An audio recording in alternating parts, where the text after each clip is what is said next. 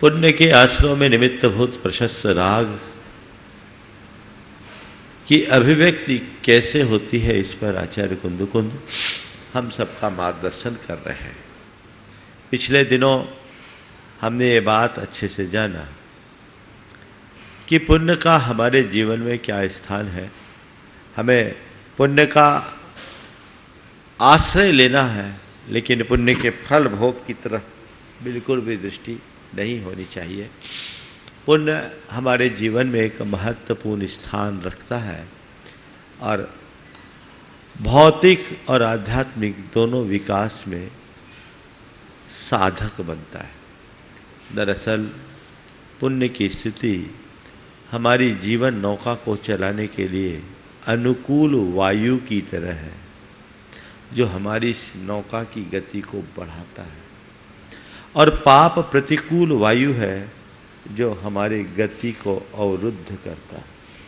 हमें अपनी गति को बढ़ा करके चलने का प्रयास करना चाहिए और उसके लिए हेतुभूत साधनों को अपनाने की भरपूर कोशिश करनी चाहिए। कल मैंने धर्म की चेष्टा के संदर्भ में आप सबसे 4 बातें की थी। धर्म क्यों, धर्म क्या, धर्म कब और धर्म कैसे।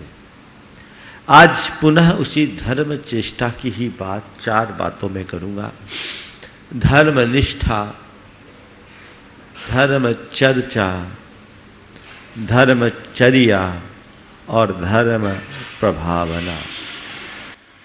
निष्ठा, चर्चा, चर्या और प्रभावना।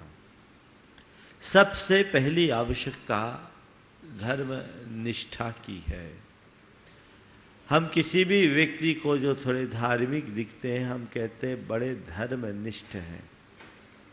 धार्मिक क्रियाओं में संलग्न व्यक्ति को हम धर्मनिष्ठ कह देते हैं, कहना भी चाहिए, पर हमें ये देखना है कि मैं धर्मनिष्ठ कहला रहा हूं, मेरी निष्ठा कहाँ है। एक व्यक्ति के अंदर धर्मनिष्ठा है या नहीं, इसका पता कैसे लगाएंगे? बोलो, मेरे हृदय में धर्म की निष्ठा है या नहीं है, इसका पता कैसे लगाएंगे?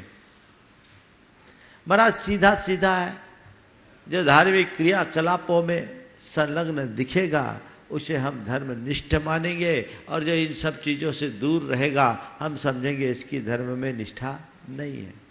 बेशक धार्मिक क्रियाओं, धर्मनिष्ठ व्यक्ति धार्मिक क्रियाओं में संपन्न होते हैं, लेकिन धार्मिक क्रियाओं की संपन्न में सहभागिता, संलिप्तता ही हमारी धर्म निष्ठा का प्रमाण नहीं है। धर्म निष्ठा का प्रमाण हमारी प्राथमिकता है। मेरी प्राथमिकता में क्या है? मैं सबसे अधिक प्रायोरिटी किसे देता हूं? जिस कार्य में हमारी जितनी गहरी निष्ठा होती है, वह कार्य हमारी प्राथमिकताओं में उतना ही ऊपर होता है। अगर तुम्हारी धर्म की प्रति निष्ठा है तो तुम्हें ये देखना है, या अपनी धर्म निष्ठा की पड़ताल करना चाहते हो, तो अपनी प्राथमिकताओं को पलट करके देखने की कोशिश कीजिए। मेरी प्रायोरिटी में क्या है? आप देखो, जितने कारोबारी लोग हैं ना, अगर व्यापार कारोबार में व्यस्तता बढ़ती है तो सबसे पहले कटौती किस पे होती है? धार्मिक क्रियाओं में होती है। इसी तरह यदि घर में कोई शादी ब्याह या और कोई लौकिक कार्य हो तो उस समय किसकी कटौती होती है? धर्म की। इसका मतलब ये है कि हमने धर्म को सबसे फालतू काम मान रखा है ना। और धर्म को क्या, भगवान को भी आपने ऐसे बना दिया। आप लोग तो भगवान के लिए सुनाते हुए, जब कोई नहीं आता मेरे भगवान आते हैं, मेरे दुख के दिनों में वो बड़े काम आते हैं। जब से भगवान ने ये सब वचन सुना तब से आना बंद कर दिया। बोले क्यों? बोले तुमने हमें स्टेपनी बना दिया। स्टेपनी बन के नहीं रहेंगे भगवान। क्या किया तुमने? स्टेपनी बनाए ना। स्टेपनी बनाओ। क्यों बनाओ? हमारी प्राथमिकता क्या है ये हमें देखना है। और वो प्राथमिकता मेरी धार्मिक क्रियाओं तक नहीं, मेरे आचार विचार और व्यवहार में भी दिखनी चाहिए। किसी भी परिस्थिति में मुझे उससे समझौता नहीं करना है।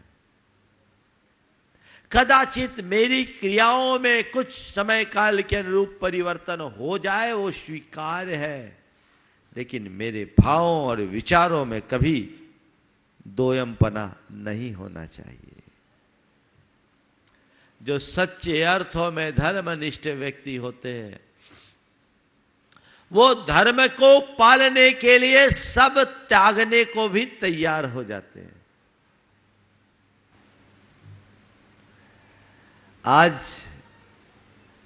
आप अपने आप को धर्मनिष्ठ मानते हो और धर्म के नाम पर यदि कुछ छोड़ने की बात आए तो क्या क्या छोड़ सकते हो? बोलो, क्या क्या छोड़ सकते हो? क्या हो गया? सब बगले झांकने लगेंगे और अभी सोच रहे होंगे महाराज कोई फंसा न दे। जो व्यक्ति धर्मनिष्ठ होता है उसके लिए धर्म ही सर्वस्व होता है। वो धर्म को ही अपने जीवन का त्राता मानता है और धर्म में ही अपनी शरण और गति समझता है, क्योंकि उसको ये विश्वास होता है धर्मो रक्षति रक्षिता। मुझे धर्म धारना है, उसे किसी भी स्थिति में गौण नहीं करना है। उसे मुझे धारना है, धार करके ही रखना है।